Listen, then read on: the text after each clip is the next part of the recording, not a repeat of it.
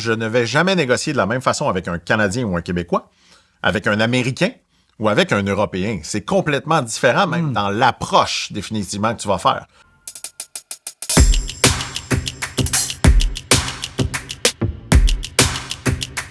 OK. Dom, en relation client, pour vendre, t'as eu des clients même internationaux.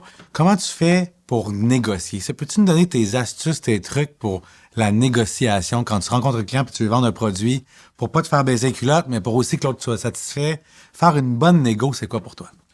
Bonne question. La négociation, je pense, c'est le nerf de la guerre, mais même, j'aime pas le mot négocier parce que ça sonne vraiment un contre l'autre.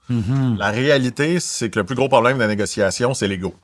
C'est deux personnes qui veulent gagner, tirer la couverture de leur bord, puis qui vont tous les deux être déçus à la fin de ça, définitivement.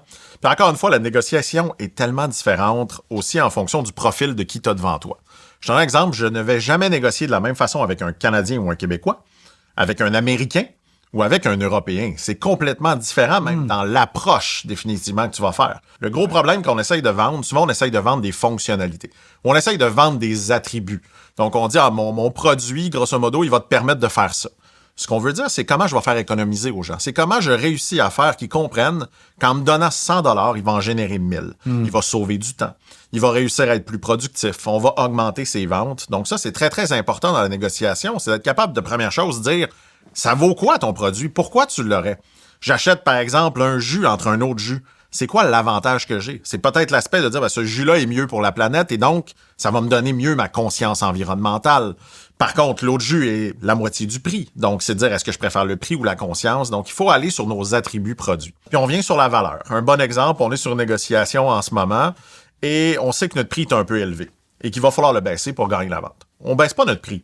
On fait de l'échange. Ce qui veut dire qu'on a dit au client, on va baisser notre prix de 20 à 30 %, ce qui est quand même important. En échange, tu vas accepter de faire 2 vidéos pour nous, témoignages. Tu vas nous référer des clients, puis on le met dans le contrat. La réalité, c'est que là, il n'y a pas l'impression que je baisse mon prix juste parce que j'étais trop cher. Je baisse mon prix parce qu'on fait un échange. Quelque chose. On y donne quelque chose, définitivement. Donc, ça va de la c'est une bonne pépite, là. C'est une bonne pépite. Vous pouvez commencer votre prix un peu plus haut, mais en égo, faites pas juste le descendre. Dites, OK, je suis peut-être prêt, mais en échange, peux-tu faire ça? Comme ça, il y a un sentiment que tout le monde gagne, en fait. Exact. Et la négociation passe par de la transparence. Un des trucs que j'ai vu qui marche le mieux, mais qui n'est pas vu, c'est que souvent, on sent qu'on est dans un combat. C'est un contre l'autre.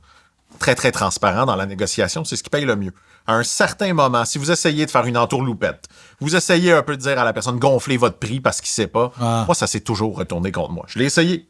Parce que définitivement, on est au début, on apprend. On gonfle le prix, même si c'est trop plus cher qu'à ce qu'on... Il faut faire attention. Faut vraiment faire attention à ça. C'est d'être extrêmement transparent. Fait que tu recommanderais pas de mettre ton prix plus haut, sachant que l'autre va le négocier à la baisse? Ça, c'est faux. Ces vieux trucs-là de dire monte ton prix puis les gens vont le négocier. On l'a fait dernièrement dans une proposition. Puis je l'ai vu, en fait, c'est que la personne a été insultée définitivement du prix qu'on a fait. Donc, il n'a même pas permis d'ouvrir la discussion. J'étais un peu fâché, mais je dis à mon vendeur, il ne nous a même pas laissé négocier. Ben, la réalité, il a vu le prix, puis il a dit, regarde, moi, à ce prix-là, j'ai aucun intérêt. Les vendeurs, les meilleurs vendeurs, les gens en négociation, doivent accepter que 80% du temps, on dit non. Mais c'est comment on rebondit de ces noms-là, comment on persévère aussi. Généralement, on va faire à peu près 8 tentatives avant d'abandonner un contact. Donc, on dit, si 8 fois la personne me dit non, c'est peut-être le moment de passer à d'autres choses. 8 fois? 8 fois. Fait que là, quand vous êtes dit non une fois, là, comme retournez-y, là, on sait jamais. C'est pas un vrai non. Puis ça revient à un enfant, tu sais, qui dit toujours non. L'important, c'est de comprendre, le premier non, c'est pas un vrai non. Le deuxième, c'est pas un vrai. Le troisième, tu commences à creuser pourquoi c'est un non. C'est à la fin que tu vas savoir le vrai truc. Puis les gens mentent continuellement. Donc la réalité, souvent, ils vont dire non, j'ai pas le budget. Non, c'est pas vraiment ça. Ouais. Faut aller creuser le pourquoi. Fait que si tu dis t'as pas le budget, puis tu lui dis mais OK, mais si je couperais mon prix de 50%, ouais, ben là, j'aurais peut-être besoin de l'approbation de quelqu'un. Puis là, tu finis par creuser que le vrai problème, c'est quoi? Puis c'est ça, la négociation, c'est de la psychologie. Fait qu'improvisation, théâtre, mais aussi c'est de la psychologie humaine.